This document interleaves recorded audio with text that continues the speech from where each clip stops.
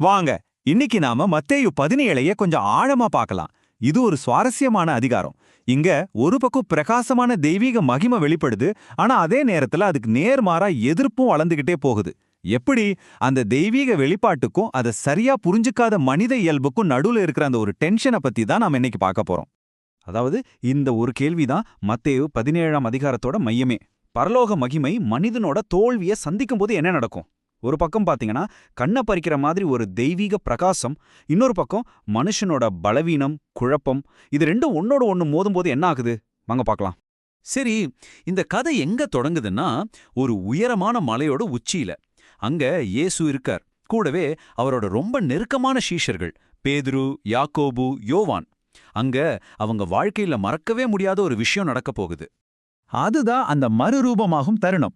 திடீர்னு இயேசுவோட தோற்றம் அப்படியே தெய்வீக மகிமையால மாறுது. அதோட மோசேயும் எலியாவும் அங்க தோன்றுகிறார்கள். இது ஏதோ ஒரு சாதாரண சந்திப்பில்ல. யூதர்களோட மொத்த வரலாறும் தீர்க்க தரிசனங்களும் எல்லாமே இயேசு கிட்ட தான் வந்து முடியுதுன்னு காட்டுற ஒரு பவர்ஃபுல்லான அடையாளம் இது. அந்த மகிமையோட உச்சக்கட்டத்துல வானத்திலிருந்து ஒரு குரல் கேக்குது. அதுவும் ரொம்ப தெளிவா இயேசுவை உறுதிப்படுத்துது. இவர் என்னுடைய நேசகுமாரன், இவருக்கு செவி கொடுங்கள். யோசிச்சு பாருங்க, இதை விட ஒரு தெளிவான தெய்வீக அங்கீகாரம் இருக்கவே முடியாது இல்லையா? ஆனா பாருங்க, இவ்வளவு அற்புதமான ஒரு தெய்வீக தருணத்துல கூட மனுஷனோட தவறான புரிதல் வெளிப்பட்டுடுது. பேதுரு என்ன பண்றார்? அங்கேயே கூடாரங்களை அமைக்கலான்னு சொல்றார். அதாவது அந்த தெய்வீக தருணத்தோட நோக்கத்தை புரிஞ்சிக்காம அது அப்படியே ஒரு நிரந்தரமான அந்த உலகத்து அனுபவமா மாத்திரலான்னு பாக்குறார். இதுதான் தெய்வீக வெளிப்பாட்டுக்கு எதிரான ஒரு மெல்லிய எதிர்ப்போட முதல் அறிகுறி. சரி, மலை உச்சியில இவ்ளோ மகிமைனா அப்படியே கட் பண்ணி கீழே பள்ளத்தாக்குக்கு வருவோம். அங்க இருந்த நிலைமை இதுக்கு அப்படியே நேர் எதிர். அந்த தெய்வீக காட்சிக்கும் கீழே மனுஷங்க பட்டுட்டு இருந்த கஷ்டத்துக்கும் இடையே ஒரு பெரிய முரண்பாட்டை நம்ம பார்க்க போறோம்.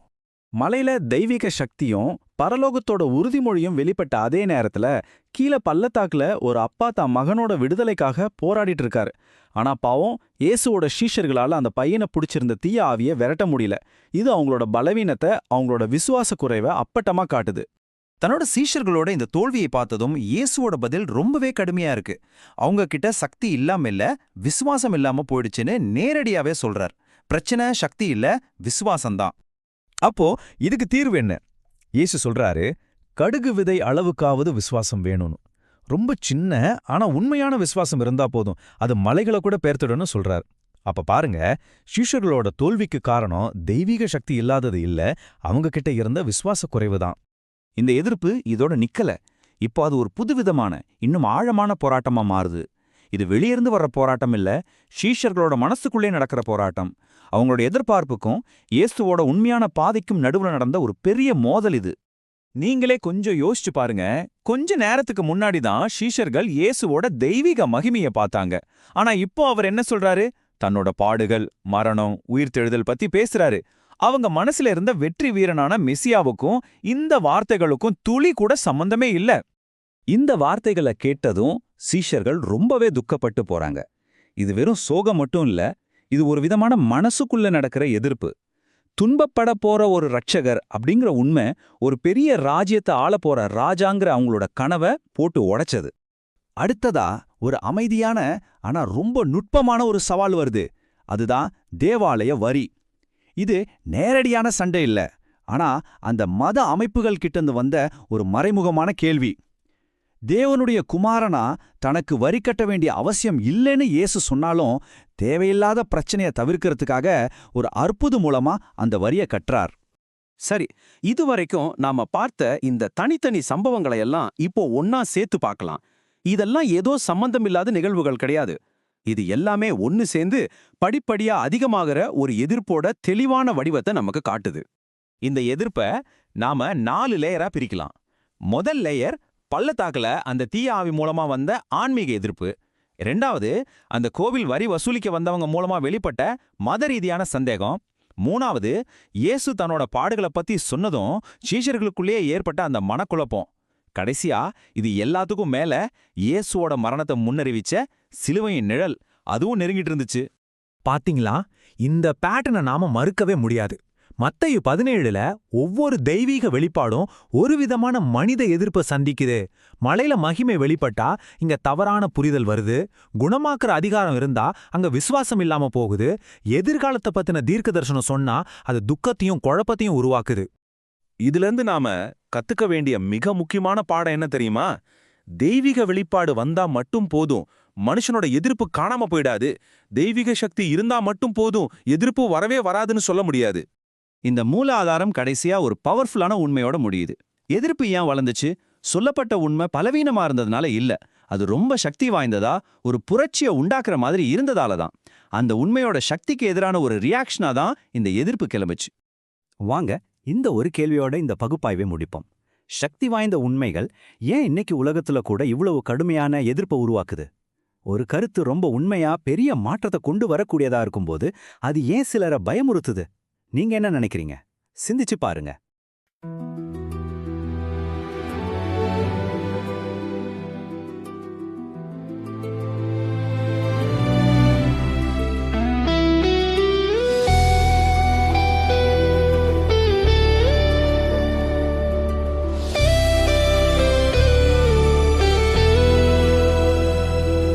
எதிர்ப்பு வந்தாலும் நான் நின்றிருப்பேன், இருள் சூழ்ந்தாலும் நான் பயப்பட மாட்டேன்.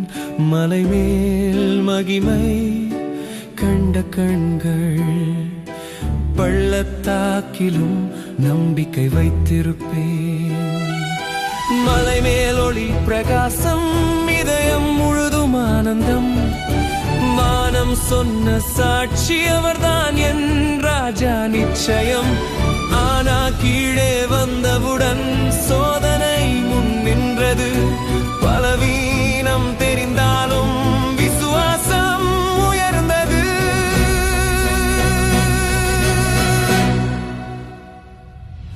எதிர்ப்பு வந்தாலும் நான் நின்றிருப்பேன். காற்று பலமாக வீசியாலும் அசைய மாட்டேன். சிறு கடுகு விதை விசுவாசம் மலை கூட நகர்த்தும் சக்திதான்.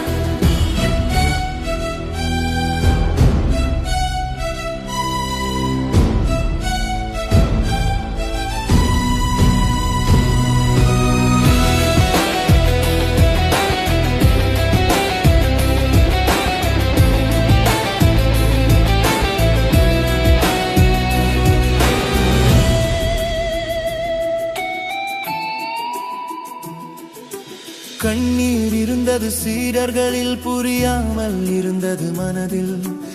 ஆனா திட்டம் பெரியது தேவன் வைத்த பாதையில். சிலுவை நிழல்